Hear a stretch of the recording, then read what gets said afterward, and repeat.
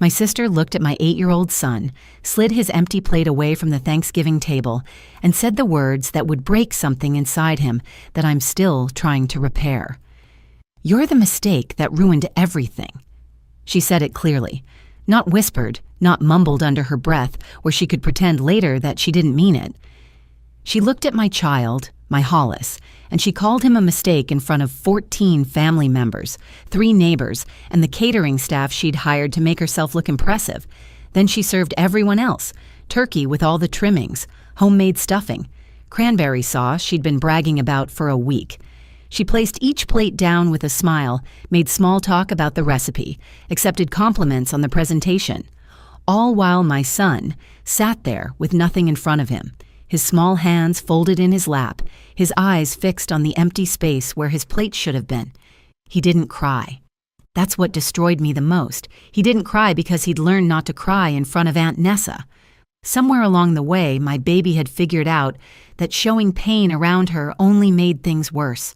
So he sat perfectly still, his chin steady, his eyes dry, looking like a little soldier who'd been trained for exactly this kind of cruelty. And I did nothing. I sat there. I watched it happen. I opened my mouth to speak and nothing came out. My mother, Doreen, was 3 seats away, suddenly fascinated by her napkin. My brother-in-law, Bradley, cleared his throat and reached for the wine. The neighbors exchanged uncomfortable glances but kept eating. The only person who reacted at all was my niece, Wren, Nessa's own 16-year-old daughter, whose face went white with horror as she watched her mother humiliate a child. But I was his mother. I was supposed to protect him, and I just sat there, frozen, while my sister told my son he shouldn't exist. After what felt like an hour but was probably 30 seconds, I reached across the table, took Hollis's plate, and served him myself. My hands were shaking so badly that I spilled gravy on the tablecloth. Nessa didn't even look at me. She just kept talking to her guests about how difficult it was to find good organic turkey these days. We left early.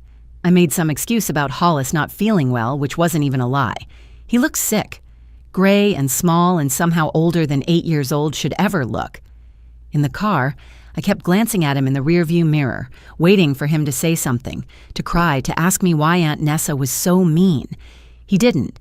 He just stared out the window at the passing houses with their warm lights and their normal families and their Thanksgivings that probably didn't include adults telling children they were mistakes. When we got home, he went straight to his room.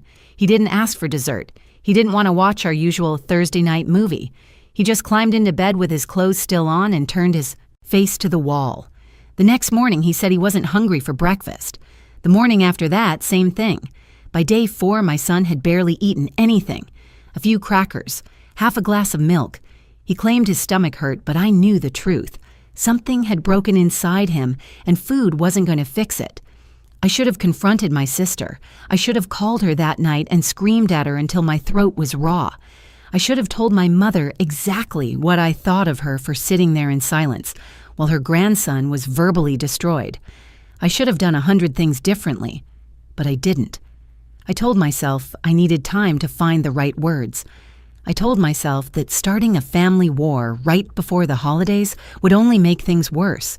I told myself that maybe, if I just gave it some space, Nessa would realize what she'd done and apologize on her own.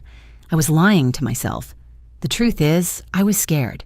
After 32 years of being the little sister, the one who caused problems, the one who was always told to keep the peace and not make waves, I didn't know how to fight back. Nessa had spent my whole life making me feel small, and even when she attacked my child, I couldn't break free from the pattern. So I focused on Hollis. I made his favorite foods even though he wouldn't eat them. I told him I loved him so many times that the words started to feel hollow. I held him at night when he finally cried, 4 days after Thanksgiving, and I promised him that he wasn't a mistake, that he was wanted, that he was the best thing that ever happened to me. And I hated myself for not saying those words to my sister's face in front of everyone the moment she opened her mouth. I thought that was the end of the story. I thought I would just quietly cut Nessa out of our lives, let the relationship die a slow death of unreturned calls and declined invitations, and focus on healing whatever damage had been done to my son.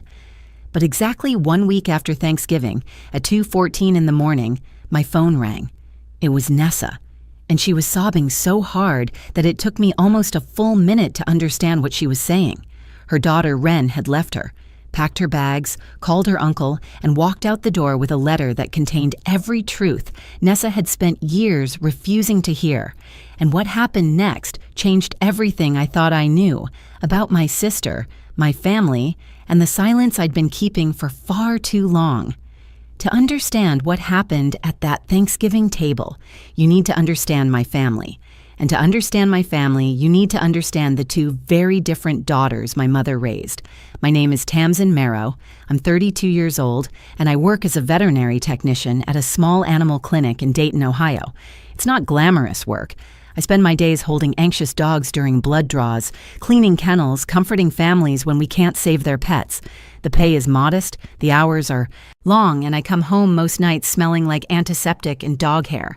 But I love it.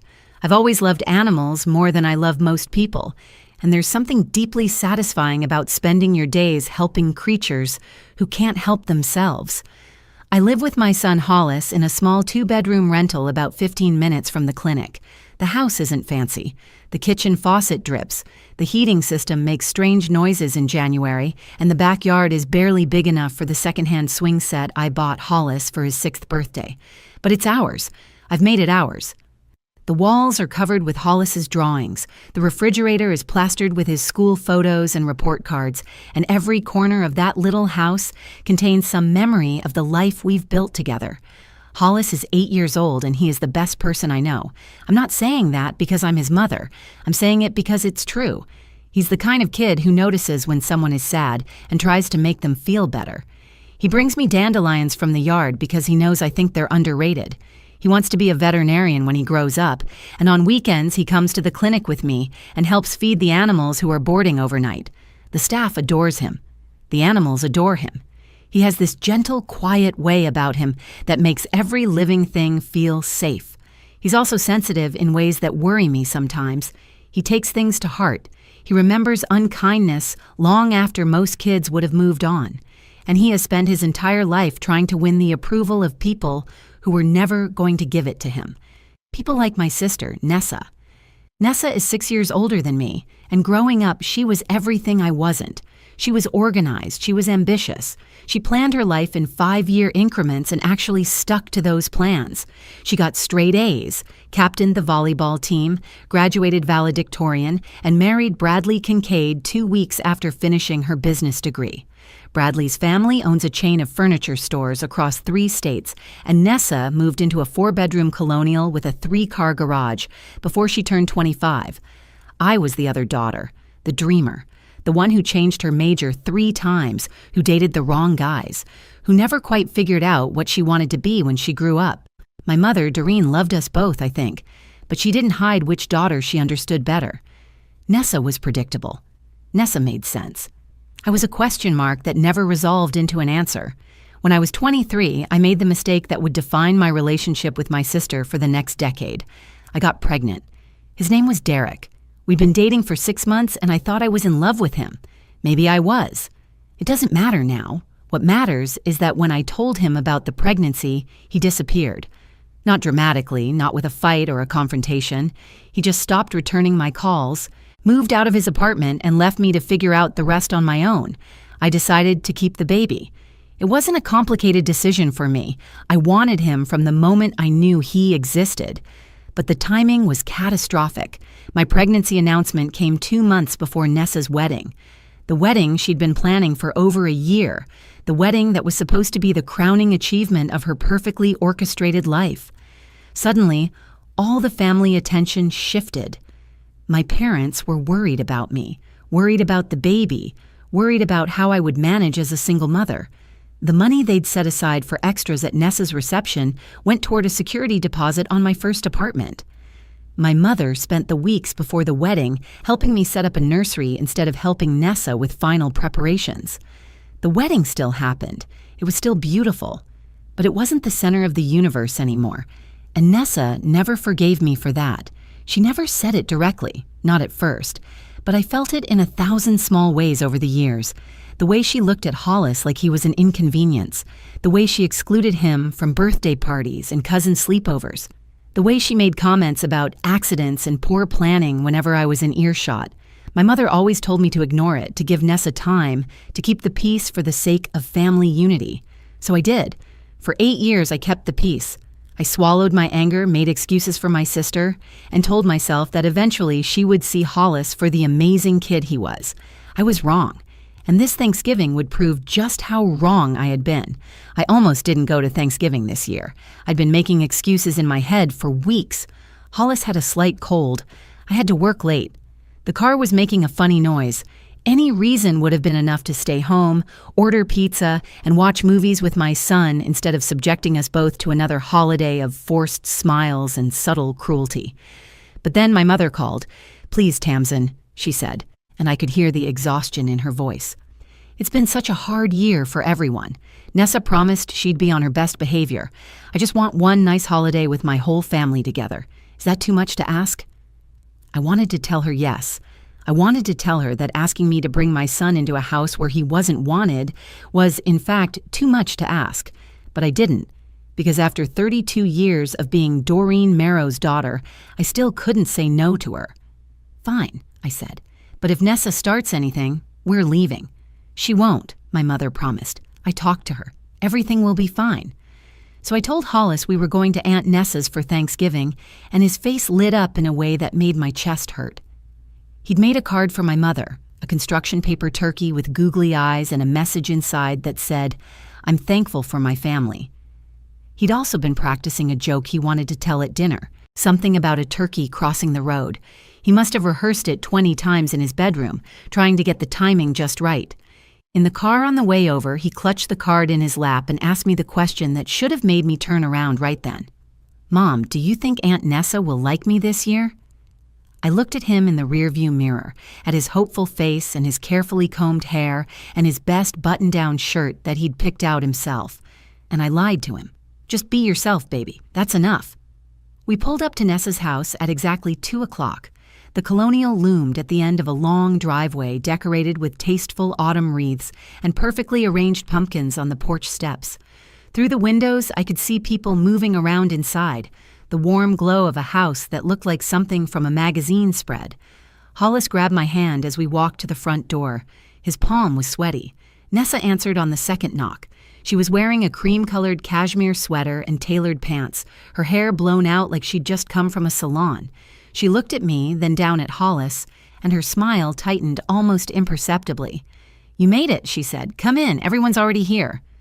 I handed her the bottle of wine I'd brought, an expensive red I'd spent way too much money on, hoping it might serve as some kind of peace offering. She glanced at the label, nodded once, and set it aside without comment.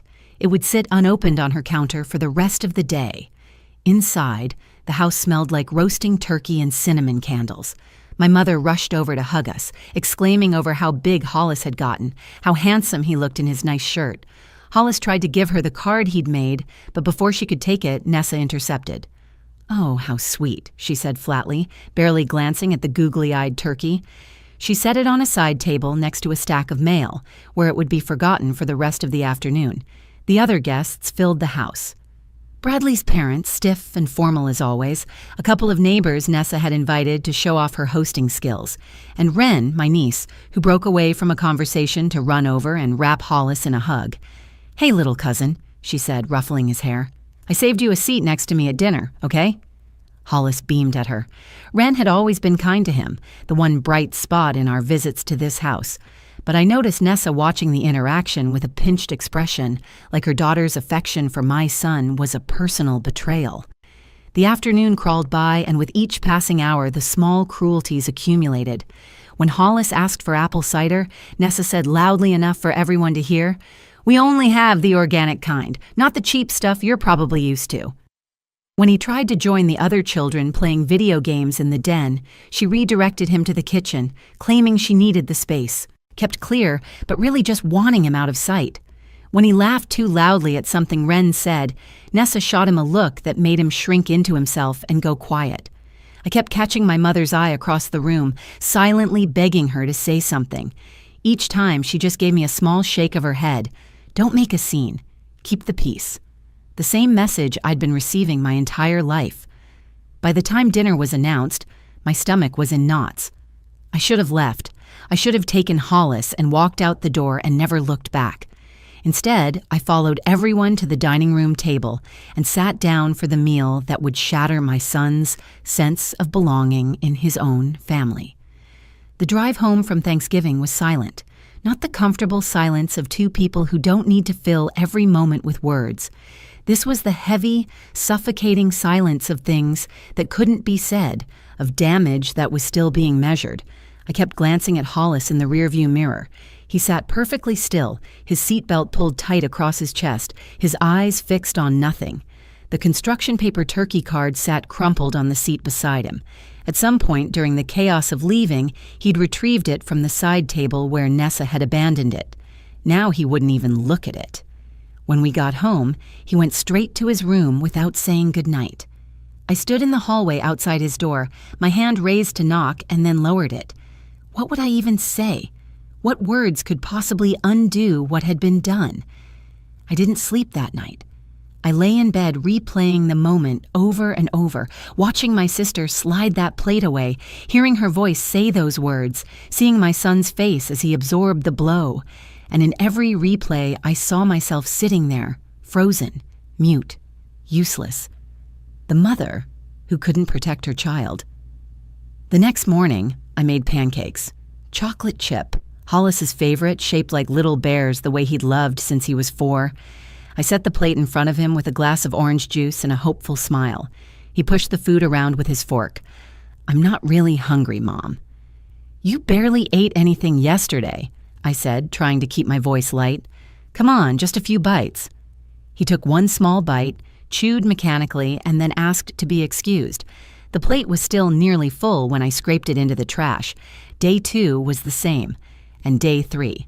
By day 4, I was genuinely frightened.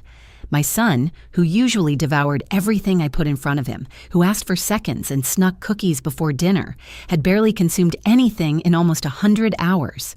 He was pale. There were shadows under his eyes. When I hugged him, I could feel his ribs more prominently than I should have. That night, I sat on the edge of his bed while he pretended to read a book about dinosaurs. I took the book gently from his hands and set it aside. "Hollis, we need to talk about what happened at Aunt Nessa's." He didn't look at me. His fingers picked at a loose thread on his comforter. "I know what she said hurt you," I continued, "and I need you to know that none of it was true. Not one single word." He was quiet for so long that I thought he wasn't going to respond. Then in a voice so small I had to lean in to hear it, he asked the question that shattered what was left of my heart. "Mom, am I a mistake? Did I ruin everything? Is that why Dad left? Is that why Aunt Nessa hates me? Did I do something wrong just by being born?" I pulled him into my arms and held him while he finally cried. 4 days of holding it together, of being brave, of pretending he was fine, and it all came pouring out in great heaving sobs that shook his entire body. I cried too. I couldn't help it. I cried for my son and for my failure, and for all the years I'd let my sister chip away at his sense of worth while I stood by and watched. "You are not a mistake," I told him fiercely. "You are wanted. You are loved. You are the best thing that has ever happened to me. Aunt Nessa was wrong to say what she said, and it had nothing to do with you. Do you understand me?" "Nothing." He nodded against my chest, but I could feel the doubt still living in him. Words weren't going to be enough. Not anymore. After he fell asleep, I sat in my dark living room and composed a dozen different messages to my sister. Some were furious, full of profanity and accusations. Some were pleading, asking her how she could do this to a child. Some were cold and formal, announcing that I was cutting her out of our lives permanently. I sent none of them. I told myself I needed time to find the right words. I told myself that firing off an angry text at midnight would only make things worse. But the truth was simpler and more shameful. I was still afraid of her. After everything she'd done, some part of me was still the little sister who got nervous when Nessa was upset, who twisted herself into knots trying to avoid Nessa's disapproval. On the 5th day, my phone buzzed with an unexpected message. It was from Wren. Aunt Tamsin, I am so sorry about what happened. I cannot stop thinking about Hollis's face when Mom said that. It was cruel and wrong, and I told her so. She screamed at me for 20 minutes, called me disloyal, said I was choosing you over my own mother. I do not care. What she did was unforgivable, and I need you to know that I love Hollis. He is not a mistake. He is my favorite cousin, and I think he is wonderful. Please tell him that for me. I read the message 3 times through tears. This 16-year-old girl had more courage than I did. She had looked at her own mother and called her behavior what it was. She had defended my son when I couldn't find my voice to do it myself. I texted back thanking her, telling her she wasn't responsible for her mother's actions, telling her that her message meant more than she could possibly know. And something shifted inside me. I still didn't confront Nessa, but I made a decision. This was done. No more holidays in that house. No more exposing my son to someone who saw him as anything less than the miracle he was. What I didn't know was that a reckoning was already coming, and it would arrive at 2 a.m, 1 week later, with my sister sobbing on the other end of the phone. The phone rang at 2:14 in the morning. I know the exact time because I was already awake, lying in bed and staring at the ceiling, running through the same mental loops I'd been trapped in for a week. The sound cut through the darkness like an alarm, and when I saw Nessa's name on the screen, my first instinct was to let it go to voicemail. But something made me answer.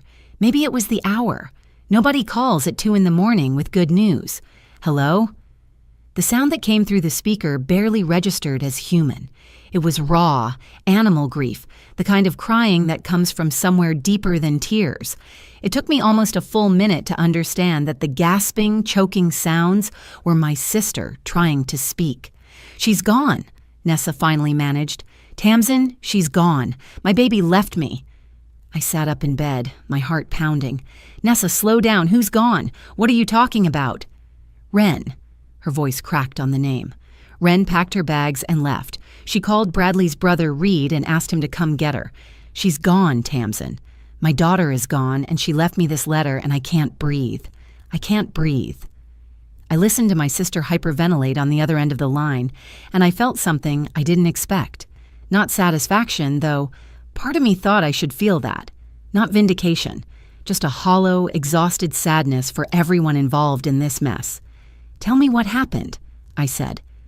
Through broken sentences and shuddering breaths, Nessa explained. Wren had been distant ever since Thanksgiving. Cold.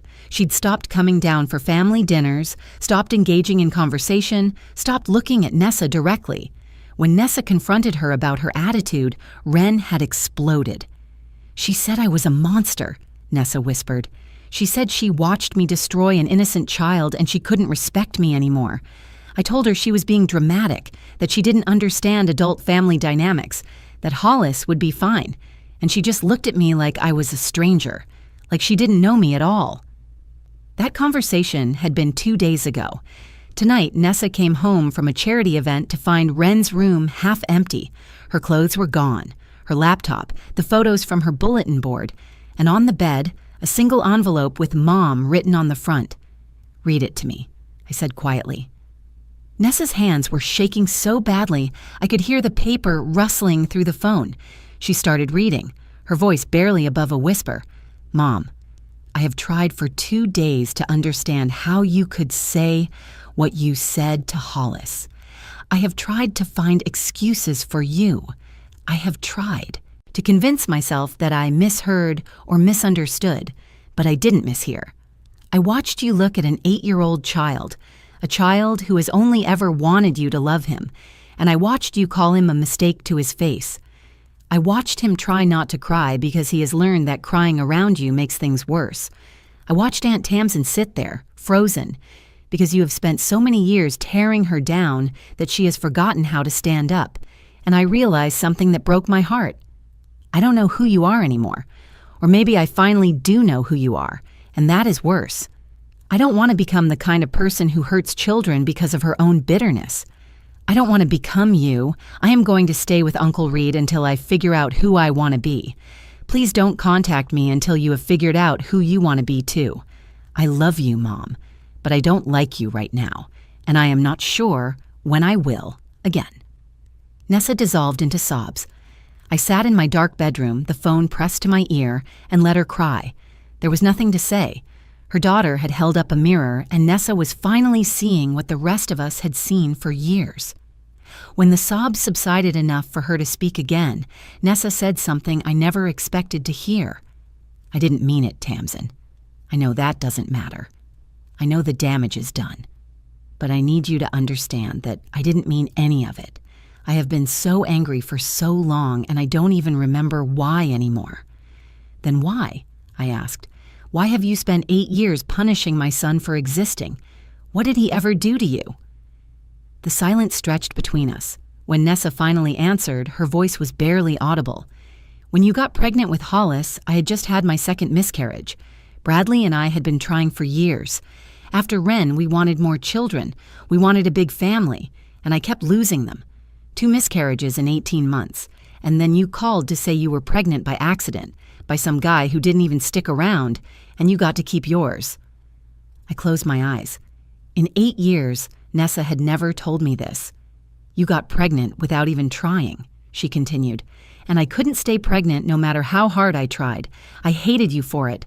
I hated him for existing when my babies didn't. I know it's not fair. I know none of it was his fault or your fault, but I couldn't stop feeling it, and the feeling just grew into something rotten, and I let it poison everything." "That's not an excuse," I said quietly. "I know." She was crying again, softer now. "I know it's not, but it's the truth. And I am telling you because Wren asked me to figure out who I want to be, and I think that starts with being honest about who I've been." I thought about my son, finally sleeping peacefully down the hall after days of barely eating.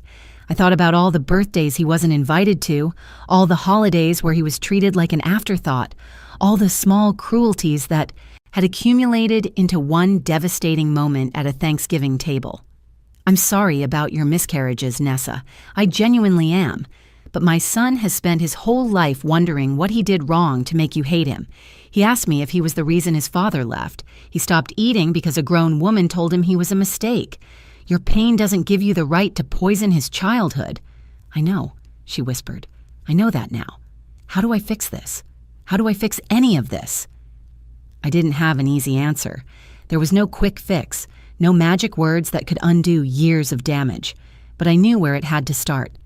"You can start by apologizing to my son, to his face, without excuses, without explanations, without making it about your pain. You hurt a child who did nothing but exist. If you want to fix anything, that's where you begin." 3 days after that phone call, Nessa showed up at my door. She looked like she hadn't slept since Wren left. Her hair was unwashed, her eyes were swollen, and the put-together woman who always looked like she'd stepped out of a catalog was nowhere to be found. In her place was someone broken open, raw in a way I'd never seen before. "Is he here?" she asked quietly. "Can I talk to him?" Part of me wanted to say no. Part of me wanted to slam the door in her face and tell her she'd lost the right to speak to my son the moment she called him a mistake. But I thought about what I wanted Hollis to learn from this. I wanted him to see that people could change. I wanted him to see that apologies mattered, and I wanted him to see that his mother was strong enough to allow for redemption without being a pushover. "You can talk to him," I said, "but I'm going to be in the room, and if you make excuses or try to explain away what you did, we're done. Permanently." She nodded. "I understand." I led her to Hollis's room, where he was sitting on his bed drawing pictures of dogs. He looked up when we entered, and I watched his whole body tense at the sight of his aunt. The wariness in his eyes made my heart ache. Nessa didn't try to sit on the bed or get too close. Instead, she lowered herself to the floor, sitting cross-legged so she was looking up at him rather than down. It was a small thing, but I noticed it. She was trying to make herself less intimidating. "Hollis," she said, and her voice was steady even though I could see her hands trembling. "I came here to apologize to you. What I said at Thanksgiving was wrong. It was cruel and unfair, and none of it was true. You are not a mistake. You have never been a mistake. You are a wonderful, kind, creative boy, and I am so deeply sorry that I made you feel like you weren't." Hollis studied her face for a long moment. He had his father's eyes, observant and careful, always measuring. "Why did you say it then?" he asked. "If it wasn't true, why did you say it?" Nessa took a breath. Because I was angry about things that had nothing to do with you. I was angry about my own life, my own problems, and I took it out on you because you were an easy target. That was wrong. That was cowardly. And you did nothing, absolutely nothing, to deserve it. It really hurt, Hollis said quietly. I thought maybe I was bad, like maybe I did something wrong just by being born. I watched Nessa's face crumple at those words. She didn't try to hide it or compose herself. She let him see the impact of what she'd done. I am so sorry I made you feel that way, she said. You are not bad. You have never been bad, and you have every right to be angry at me for as long as you need to be. I'm not asking you to forgive me. I'm just asking you to know the truth. You are loved. You are wanted. And I was wrong. Hollis looked at me, then back at his aunt. Finally, he nodded slowly. Okay, but I don't want to come to your house for a while. Is that all right? That's completely all right, Nessa said. Whenever you're ready. If you're ever ready. That's up to you. It wasn't a made-for-television reconciliation. There were no hugs, no tears of joy, no instant forgiveness. But it was real. It was honest. And it was a start. The months that followed were slow and difficult. Nessa started seeing a therapist. She wrote letters to Ren every week, even when Ren didn't respond. She showed up differently, more carefully, checking herself before she spoke, catching her own cruelty before it could escape. 3 months later, Ren came home for a weekend visit. 6 months after that, she moved back permanently. She told me later that watching her mother actually do the work, actually change, instead of just promising to change, was the only thing that could have brought her back. I had my own difficult conversations to navigate. I sat down with my mother, Doreen, and told her the truth I'd been holding back for years. I told her that her constant pressure to keep the peace had made me complicit in my own son's mistreatment. I told her that choosing silence over protection wasn't neutrality. It was a choice, and it was the wrong one. My mother cried. She apologized. She admitted that she'd always expected me to be the flexible one, the one who bent so the family wouldn't break. She promised to do better. These conversations didn't erase the past. Nothing could do that. But they created space for a different kind of future. The following Thanksgiving, I hosted dinner at my little house with the dripping faucet and the creaky heating system. The table was too small, the chairs didn't match, and I overcooked the turkey by about 20 minutes. None of it mattered. Nessa came with a homemade pie and sat next to Hollis without being asked. Ren helped set the table and made everyone laugh with stories about her first semester of college applications. My mother actually relaxed, actually enjoyed herself instead of spending the whole meal managing tensions that shouldn't have existed in the first place. Before we ate, Hollis stood up, with a piece of paper. He'd prepared a joke, just like he'd tried to do the year before. This time, everyone listened. This time, everyone laughed.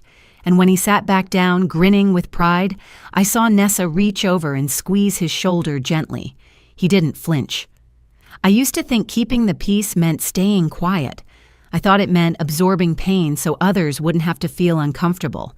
I thought it meant protecting relationships at any cost, even when those relationships were hurting the people I loved most. I was wrong.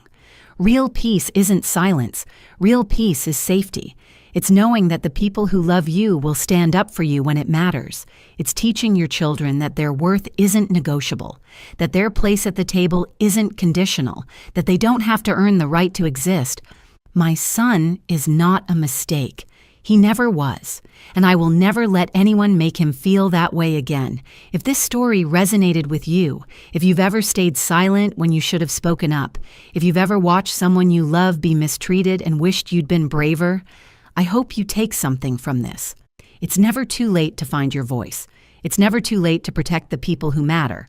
And sometimes the people who hurt us the most are also capable of change, if they're willing to do the work. Thank you for watching until the end. If this story touched you, please take a moment to hit that like button and share it with someone who might need to hear it today. Drop a comment below and tell me about a time you found your courage when it mattered most. And if you haven't already, subscribe to this channel and turn on notifications so you never miss another story. Your support means everything, and I'll see you in the next one.